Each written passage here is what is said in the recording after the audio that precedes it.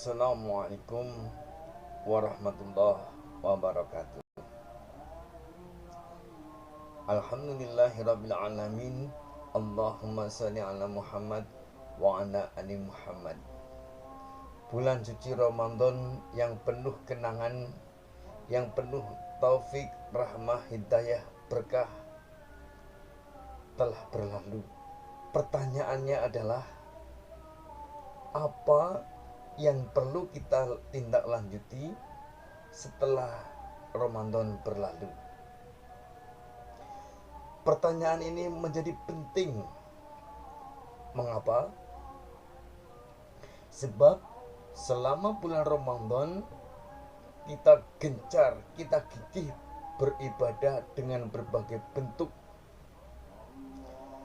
Ada puasa Ramadan, sholat taraweh, tadarus Al-Quran, sedekah, mengaji di subuh, mengaji waktu duha, mengaji menjelang maghrib, dan berbagai macam amalan lainnya. Di bulan suci Ramadan kita nampak semangat sekali mengabdikan diri kepada Allah. Pagi-pagi sekitar jam 3 kita sudah bangun untuk makan sahur, kemudian tadarus menunggu subuh, lalu kita mendengarkan adzan. Setelah itu kita sholat fajar, kita sholat subuh berjamaah, kita mengaji, terus kegiatannya full. Nampak enteng, nampak ringan.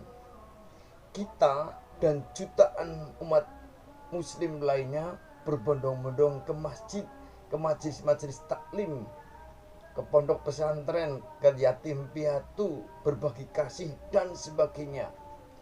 Kita terasa dekat sekali dengan Allah. Kita enteng, kita semangat, kita mampu melakukan segala kebajikan. Lalu hal-hal indah itu, ibadah kita yang semangat, yang gencar, haruskah berakhir setelah Ramadan berlalu? Setelah lama-lama kita dengar takbir Allahu Akbar, Allahu Akbar. Gimana saudaraku, apa jawabannya? Tentu dengan sadar, dengan penuh harap ridha Allah, kita jawab tidak. Amal Ramadan, amalia Ramadan yang begitu indah, yang begitu kompleks, begitu semangat, harus kita tindak lanjuti, bahkan kita tingkatkan. Lalu apa yang harus kita perbuat setelah Ramadan berlalu? Kata kuncinya adalah, hari ini kita harus lebih baik daripada hari kemarin. Mengapa? Sebab Islam mengajarkan, mengingatkan kepada kita, barang siapa hari ini sama dengan hari kemarin, itu orang yang rugi. Barang siapa yang hari ini lebih jelek daripada kemarin, itu orang celaka. Dan barang siapa yang hari ini lebih baik daripada hari kemarin, itu orang yang beruntung. Tentu kita ingin menjadi orang yang beruntung, yang hari ini lebih baik daripada hari kemarin. Kita tidak ingin menjadi orang rugi yang hari ini sama atau jelek daripada hari kemarin. Betul, untuk itu saudara, mari kita merenung firman Allah dalam surah Ali Imran ayat 133. A'udzu billahi minasyaitonir rajim. Bismillahirrahmanirrahim. Wasari'u ila maghfiratin min rabbikum wa jannah arduhas samawati wal ard uiddat lil muttaqin. Bersegeralah kepada ampunan Allah dan kepada surga yang disediakan untuk orang-orang yang bertakwa. Ada tiga hal, tiga kata yang perlu kita garis bawahi dalam surat Ali Imran ayat 133 ini. Yang pertama, wasari'u ila maghfiratim mir rabbikum. Bersegeralah kepada ampunan Allah. Kenapa? Sebab ampunan Allah itu sangat penting. Berapapun dosa kita memenuhi langit dan bumi, kalau Allah mengampuni semuanya bersih, maka kita akan husnul khotimah, akan mati tanpa dosa. Dan itu kita akan tersenyum manis disambut bidadari-bidadari surga. Maka mari kita harus segera meraih ampunan Allah. Kenapa? Agar Allah ridho, agar Allah memasukkan kita ke dalam surga. Ridho Allah itu penting, kita butuhkan di dunia dan kita butuhkan di akhirat. Nah, bagaimana agar Allah ridho kepada kita? Syaratnya tadi, kita harus bersih dari semua dosa. Maka ayo segera meraih ampunan Allah. Kenapa segera? Sebab ainama takunu yudrikumul maut. Dimanapun engkau berada, kamu akan dijemput oleh kematian. Walau kuntum fi burujim musyayadah. Walaupun kita bersembunyi di dalam benteng yang kokoh dan tinggi, kematian itu menjemput kita sewaktu-waktu. Kita bisa mati dalam hitungan detik. Dan kita tidak tahu bahwa sekian detik yang akan datang ternyata malaikat maut sudah berada di dekat kita, mencabut nyawa kita. Saya yang sedang bicara seperti ini bisa dalam hitungan menit atau bahkan detik tiba-tiba mati. Itu pentingnya wasaringu ila maghfiratim mir rabbikum. Bersegera, ayo cepat-cepat meraih ampunan Allah. Nah, apa yang harus kita lakukan agar mendapatkan ampunan Allah? Yang pertama, yang paling mudah adalah memperbanyak istighfar. Astagfirullahaladzim, astagfirullahaladzim, astagfirullahaladzim, disertai dengan niat taubatan nasuha, sehingga lafal kita beristighfar, astagfirullahaladzim wa atubu ilaih. Aku mohon ampun kepada Allah dan aku bertobat kepadanya. Terus berulang-ulang sebanyak-banyaknya, agar hati ini, pikiran ini, dan laku kita betul-betul mengarah untuk meraih ampunan Allah dan taubat. Saya ulang, dalam rangka wasaringu ila maghfiratim mir rabbikum, dalam rangka segera meraih ampunan Allah, mari kita memperbanyak istighfar. Mudah kok. Astaghfirullahaladzim wa atubu ilaih. Aku mohon kepada Allah dan aku bertobat kepadanya. Yang kedua, ayo canangkan dalam hati ini tekad yang kuat untuk taubatan nasuha, taubat yang sungguh-sungguh. Sebab Allah telah mengajak kita, memanggil kita. Bismillahirrahmanirrahim.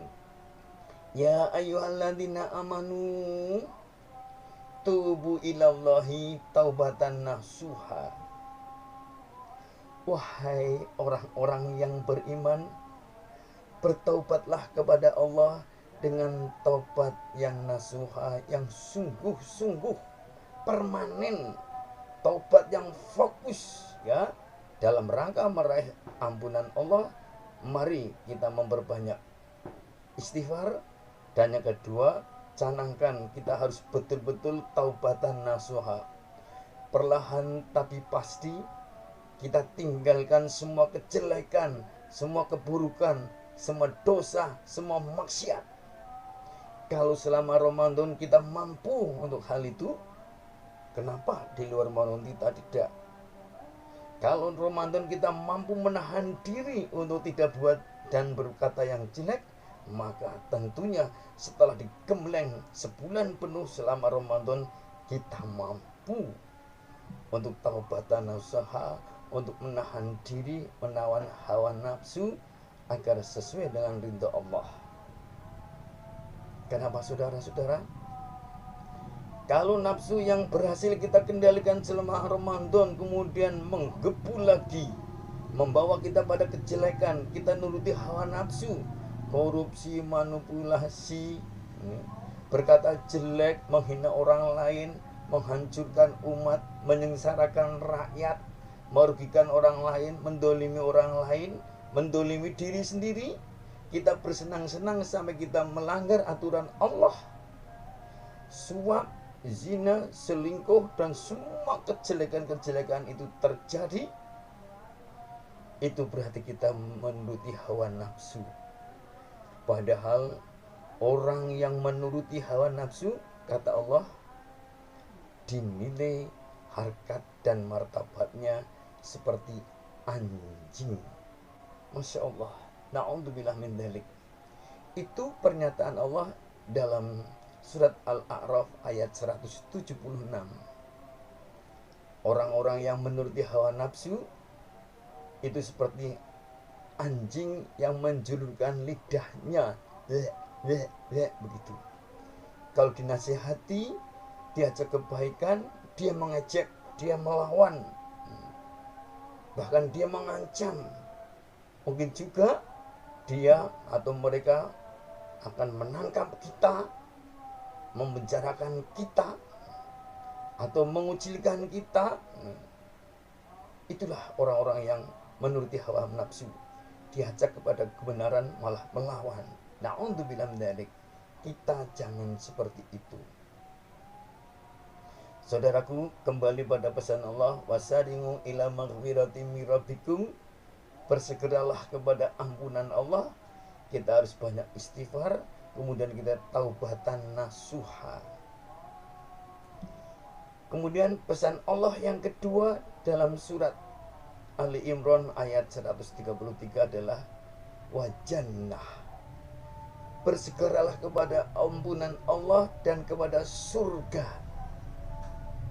Kita dioprak-oprak oleh Allah, digiring oleh Allah, dimotivasi oleh Allah. Ayo segera meraih surga. Ini panggilan Allah. Ini adalah undangan Allah agar kita menuju pada pintu surga. Dan pintu surga itu uiddat lil muttaqin, telah disediakan. Sudah disediakan buat kita di depan mata kalau kita mau menjadi orang yang takwa. Apa arti semua ini? Ketika Allah memanggil kita wasari'u ila maghfiratin min rabbikum wa jannah, bersegeralah kepada ampunan Allah dan surga. Itu artinya mari kita memperbanyak amal soleh, amal yang memungkinkan kita untuk masuk surga, amal yang membuat Allah ridho dan merahmati kita, sehingga apapun kondisi kita, kita dimasukkan oleh Allah ke dalam surga. Mensikapi hal ini, mari saudaraku, kita memperbanyak amal soleh sebanyak-banyaknya. Walaupun amal soleh itu hal-hal yang ringan.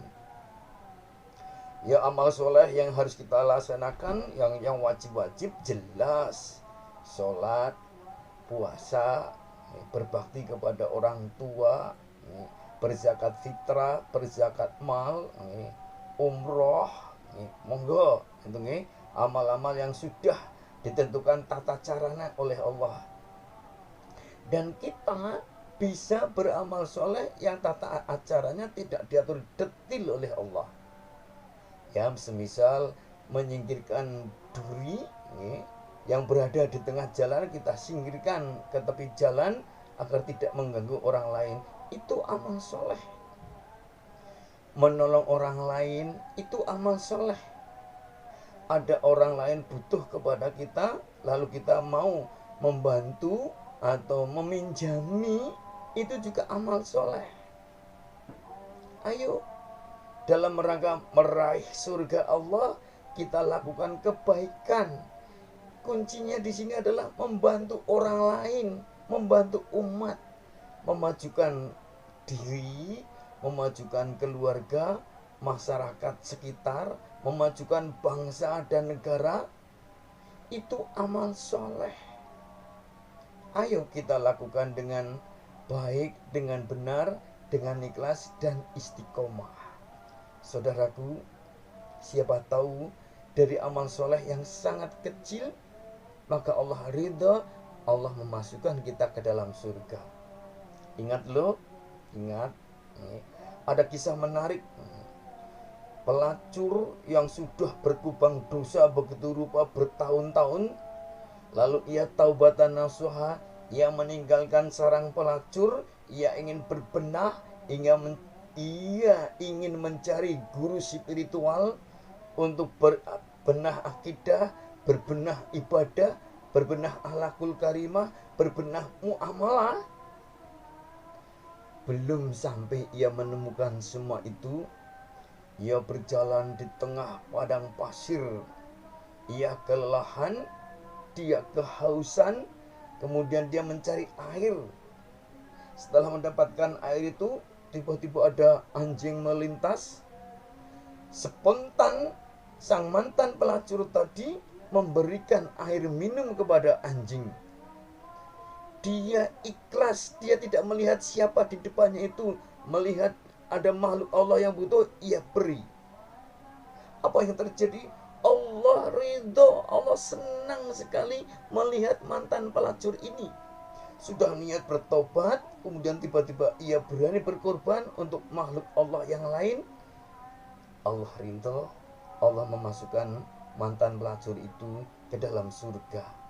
Padahal dalam kisah panjang itu, sang pelacur belum sempat wudhu, belum sempat sholat, belum sempat ketemu guru spiritual. Tapi Allah tahu niatan yang dalam di dada ini, bahwa si pelacur itu sungguh-sungguh bertobat dan dia sudah beramal soleh. Dia berani mengorbankan sesuatu yang dibutuhkan untuk diberikan kepada orang lain. Nah, saudaraku, kita bisa meniru amal sang mantan pelacur itu. Di saat kita sangat membutuhkan, tetapi ada pihak lain yang membutuhkan, dengan ridho, dengan ikhlas, dengan spontanitas kita beri. Apa artinya? Agar kita masuk surga adalah kita mau berkorban, kita memberi. Bukan kita meminta, bukan kita merampok, membegal, bukan kita merampas harta rakyat untuk kepentingan diri, bukan untuk mengambil harta orang lain untuk kesenangan kita atau golongan kita atau partai kita. Itu kalau kita ingin masuk surga. Sebaliknya, kalau kita masih ingin meminta, bohong, korupsi, manipulasi, merampok, memeras orang lain, mengeruk harta negara untuk kepentingan diri atau partai, untuk kejayaan kekuasaan yang dolim, kita agar bermasalah, akan bermasalah di dunia dan pasti bermasalah di akhirat. Itu berarti kita menjauh dari panggilan Allah, wasari'u ila maghfiratin mir rabbikum wa jannah. Ayo saudaraku, segera kita meraih ampunan Allah dan surga yang sudah disediakan, u'iddat lil muttaqin, untuk orang yang bertakwa. Maka setelah Ramadan berlalu, apa yang harus kita laksanakan? Apa yang harus kita kembangkan? 1, terus banyak mohon ampun kepada Allah, banyak istighfar. 2, taubatan nasuha. 3, banyak beramal soleh.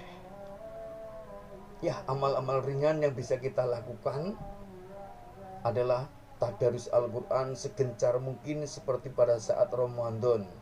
sholat malam, ini seperti kita aktif sholat taraweh selama Ramadan, ini mengaji, menuntut ilmu, bersedekah, ini sholat fajar, sholat syuruk, puasa. Ini kalau Ramadan kita mampu puasa sebulan penuh, ayo di luar Ramadan mungkin kita bisa puasa Senin Kamis, puasa Bid. Lalu sebagaimana pesan Allah kepada sahabat, biasakan dirimu puasa 3 hari selama sebulan tiap bulan, kemudian sholat duha 2 rakaat dan sholat witir sebelum tidur. Itu amalan-amalan ringan.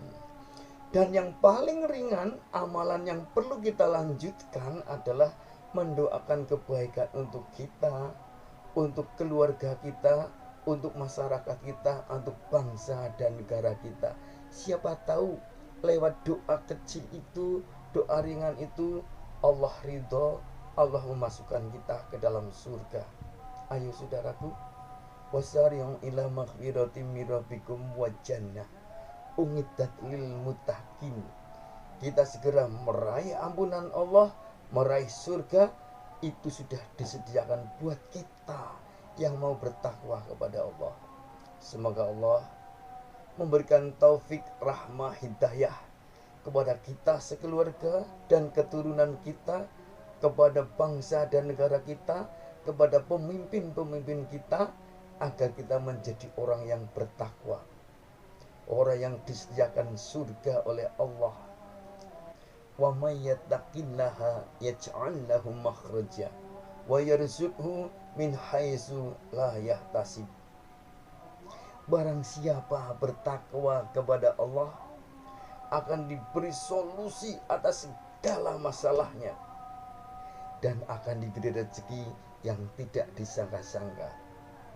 Semoga Allah ridho kepada kita, keluarga kita, bangsa negara kita, keturunan kita, sehingga bismillah kita akan reuni di surga.